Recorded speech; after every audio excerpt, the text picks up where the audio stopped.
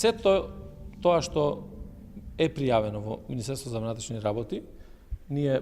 сме делувале, сме реализирали и делуваме и понатаму. Јас апелирав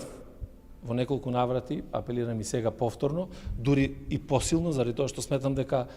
граѓаните сега се охрабрени, заради тоа што институциите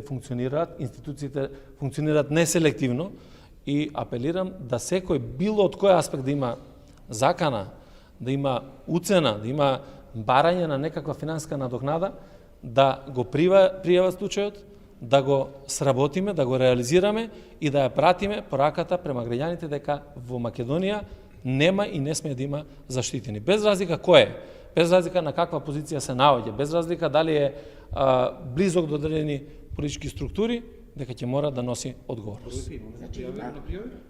Има пријави кои што јас точната бројка во моментот не ја знам, меѓутоа има пријави кои што се реализирани, вие впрочем и читате по медиумите. Ако имате секој ден по 3-4 настани кои што ги објавуваме на медиумите за спротивствување на криминалот, значи дека има или пријави, има сознание, има аргументации, има работа и затоа јас знаете дека година дена веќе зборувам дека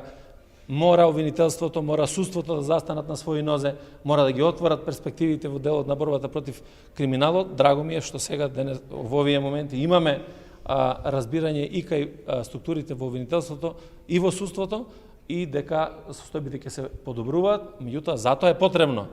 да конечно се одели доброто од лошото во институциите, затоа е добро да секој од нас што раководи со институциите максимално да се заложи да професионалниот кадар, стручниот кадар, компетентниот кадар, честниот кадар, одговорниот кој што сака да се стави во интерес на граѓаните на државата да ја превземат улогата на примат.